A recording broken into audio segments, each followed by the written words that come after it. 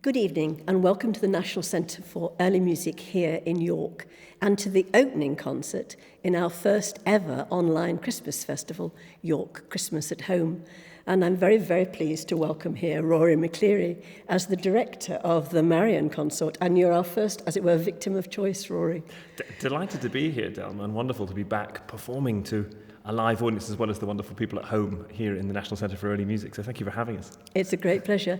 I was looking at when we'd last worked together, and that's in 2017 when we were doing that wonderful theatre show with Claire Norburn over in Beverley, and quite a number of our friends and patrons will have been to that as well. Oh, wonderful. Yes, that wonderful Gesualdo show, Breaking the Rules, Yes. with Gerald Kidd, this incredibly engaging actor as Gesualdo. It's hard not to be engaged by the story of Gesualdo, I think, because there's so much intrigue, that murder mystery. And the same is true, I think, of our programme tonight, although in a slightly less bloodthirsty way. Yeah, I do hope we haven't got any murder mysteries. It's not quite what I'd anticipated at all. Just mysteries. Oh, okay, fine. Yes, the great mystery, that's what it's called. Exactly. Absolutely, yes. And of course that refers very explicitly to this whole season of Christmas, of Advent and the build-up to Christmas. And then at the very centre of our programme, we have Palestrina's wonderful motet, O Magnum Mysterium, a text set by lots and lots of Renaissance composers, but Palestrina's is particularly special, I think. Yes. But there are some other surprises and mysteries along the way as well.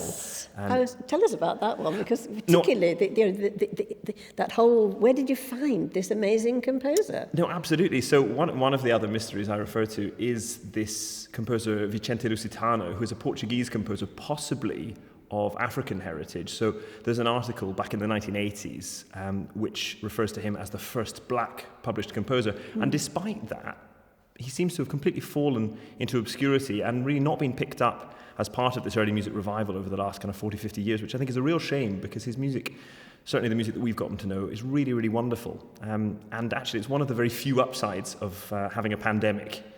So it is that actually it afforded us the time, and me the time, to do a little bit more research than we would ordinarily be able to do in the normal course of things, fitting it in between concerts and workshops and all of our other activity. But it was great to have a little bit of clear headspace to do some digging into areas of the Renaissance repertoire that I hadn't previously explored, and finding out all sorts of wonderful things about all sorts of wonderful composers that I didn't know before, including Lusitano. So is there much more about Lusitano's repertory that we don't know still to be explored? Absolutely. There's Good. a whole book of motets. We're performing one motet this evening from that book, but there's a whole book of motets, which as far as I can tell have really never been performed, certainly in modern times.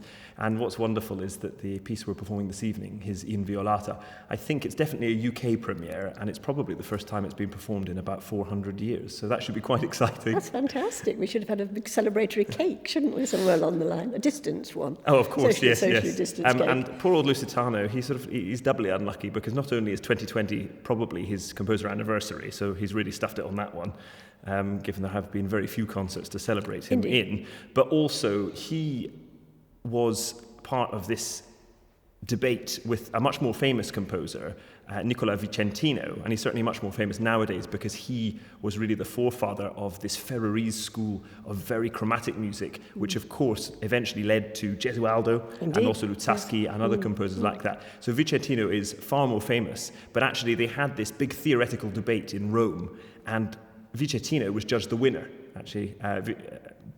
Lusitano was judged the winner. So Vicentino was told he was wrong, actually, and that Lusitano was the winner and he was right. But then Vicentino kind of carried out this smear campaign for about 20 years. And unfortunately it worked, because of course, those who write history end up winning. Absolutely.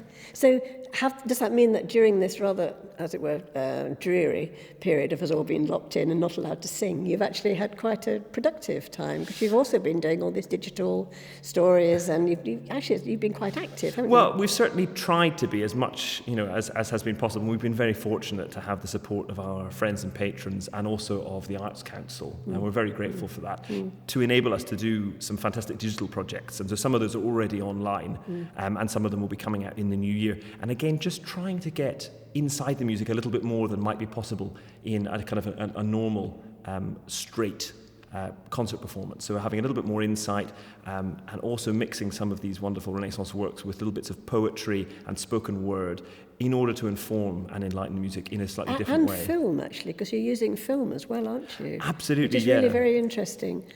Just in terms of just encouraging people to sort of think through their eyes as well as through their ears a little bit. Well, that's it. And we were very fortunate, actually, to be able to film a programme of very small-scale bird. It was just after the lockdown, the first lockdown, and so it was absolutely appropriate. We wanted to start small to make sure we were following all the guidance and doing things in a very safe and sensible way. So it was just 3 singers performing this wonderfully intimate music by William Byrd in the house of his patron, Sir John Peter. So it was incredible to bring that music back to the place for which it was written. Yes. And that was really, really quite something. And getting to see all the kind of the nooks and crannies of the house, including the 2 priest holes, which still survive. So you can still see them today, these places where, should there have been a raid and priest hunters, government-sanctioned priest hunters have come in, then they could hide the priests and all of the altar wear and all of the other accoutrements for the Mass in these tiny little spaces. I mean, it's like a pizza oven, really. A sort of little space built into the brick behind some false panelling. I guess if someone's going to try and sort of do you great harm under the circumstances, you'd pop in.